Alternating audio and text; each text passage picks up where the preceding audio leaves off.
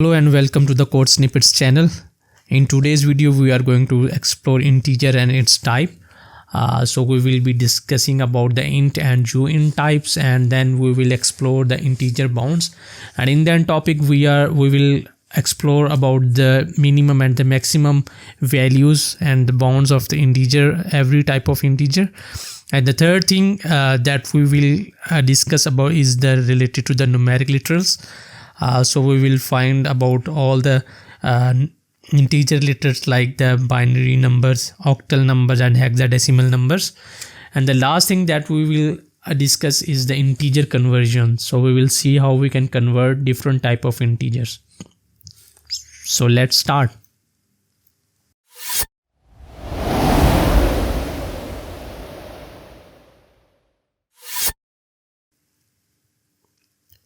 Let's first discuss about the integers. Integers are whole numbers with no fractional component, such as 42 and minus 23. Integers are either signed, for example, positive, 0 or negative values, or unsigned, like positive or 0 values. So Swift provides signed and unsigned integers in 8, 16, 32 and 60-bit forms. Simply signed integers are represented by keyword int. For example, for the 16-bit integer, signed integer, it will be int 16, and for the 64-bit signed integer, it will be int 64. And the same will go for the unsigned integer. For example, if we take the 32-bit unsigned integer, it will be uint 32. But in most cases, we don't need to pick a specific size of integer to use in our code. Swift provides an additional integer type called int, which has the same size as the current platform's native word size. For example, on a 32-bit platform, int is the same size as int 32, and on a 64-bit platform, int is the same size as the int 64. Unless we need to work with the specific size of integer, we should use always int for the integer versions and integer values in our code. Basically, this aids code consistency and interoperability, avoids the need to convert between different numbers, different integer types, and matches integer type inference. So we will discuss type inference later in some other video. So here is the chart for all the integer types and their sizes and their typical range. And we have another way to find out the typical range of all the integer types, and that's called the integer bounds. So we will declare a constant called number, so we can see how we can create the variables or the constant for specific types. So if I want to take a specific assigned integer, so I have the options like in 32, 64, 8 and 16, and same goes for the unsigned integer. We have 8, 32, 16 and 64-bit unsigned integers. But as I mentioned, we should always use the generic int type for all our values unless we need some specific sort of values. So here we can assign a value like 44, and if we run it, we can see that we have that 44 value.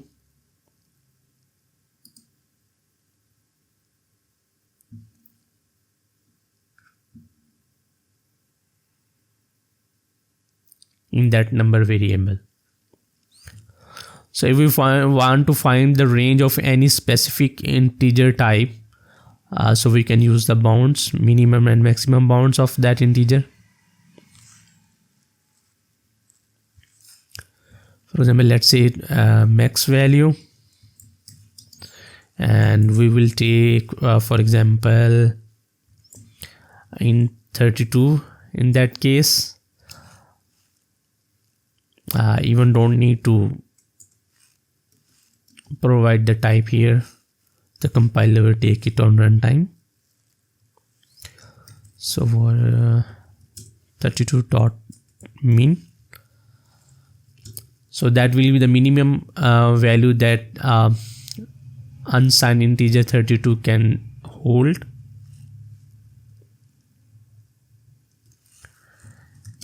And let's say call a new constant max value, and same we can access the maximum value here.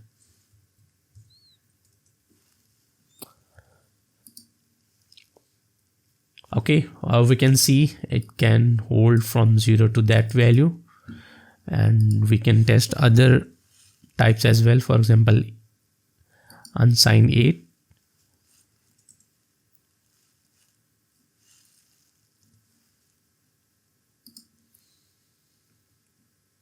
So it can hold from 0 to 255.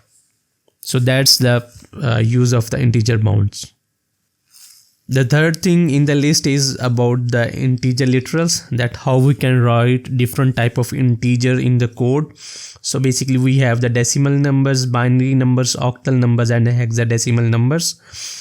For the decimal number, as we know, we don't have any prefix for that. For example, if we want to write 44, we will write it straight away. But for other integers, we need to provide some specific prefix for the compiler, so the compiler can understand the base number of those integers. For example, for the binary number, we add the prefix 0b, and for the octal numbers we provide the prefix 0o, and for the hexadecimal numbers we provide the prefix 0x. Let's take an example of value 17, and we will see how we can write the digit 17 in all these formats. So I'm going to create a constant called decimal integer, and as we know, we can write it straight away. And let's take another for the binary integer, and we will write a prefix 0b here, and then we need to provide the value of 17 here. And the same go for the octal number, octal integer. We need to provide the prefix 0o, and then the value 21 that represent the 17 in octal numbers. And the last is hexadecimal integer, and for that we need to provide the prefix 0x, and then we can write the value 17 in the hexadecimal integer type. So if we hit run button, we can see that all these variables have the value 17. Alright, the last thing is the integer conversion. So the range of numbers that can be stored in an integer, constant, or variable is different for each numeric type, as we have already seen in the integer bounds. And int, for example, an int 8 constant or variable can store numbers between -128 and 127, whereas the unsigned integer 8 constant or variable can store number between 0 and 255. It means that unsigned integer 8 cannot hold a negative value, right? And a number that wouldn't fit into a constant or a variable of a sized integer type, that the specific type like 8, 16, 32 and 64 bit, so that will report an error for that code on the compile time. And the same goes for the bounds, like if we have int 8 and we provide the number that's beyond the int 8 value, so that will cause an error as well. Let's take an example of that. Negative number, and we provide the type unsigned integer here, for example 8. So we know that the unsigned integer cannot hold the negative value, but we are going to assign the negative value. So we will see about the error. as you can see, we got an error here. Negative integer -44 overflows when stored into unsigned type uint8. So it's mean we will get an error, so we have to provide the positive value here. And the second is related to the bounds. For example, beyond bound, and we take it as, for example, int8, and provide it the value int8 dot max and +1.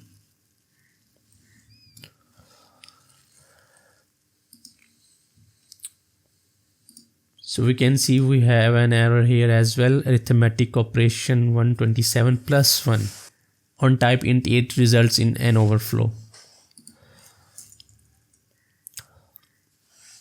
So how we can convert one type of integer to another? For that purpose, I like to convert one specific number type to another. We initialize a new number of the desired type with the existing value. For example, let's say we have a variable called 4000, and its type is unsigned int. We say it's 16. It can hold the 4000 value easily. And then we have a number called 1, and we have a type of let's say unsigned int 8. So you can see we have different type of integers here, and if we want to add these two numbers, for example 4000 + 1, so it's not possible. We will get an error for them because they have different types. So we need to convert one of them to have the value in the add constant. So here we can convert any of them for the other. For example, if we want to get the unsigned int 16 in as a type of the constant add, so we will have to convert this variable 1 into unsigned int 16.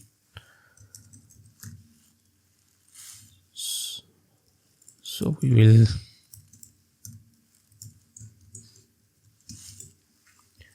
convert the variable 1 into unsigned int 16. Or the second way around can be that we can convert this variable 4000 into unsigned int 8.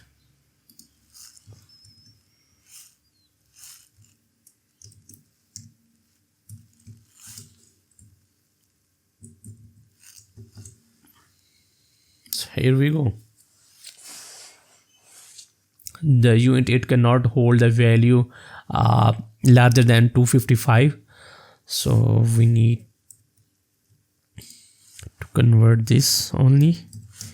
We have the only option here is to convert the one variable.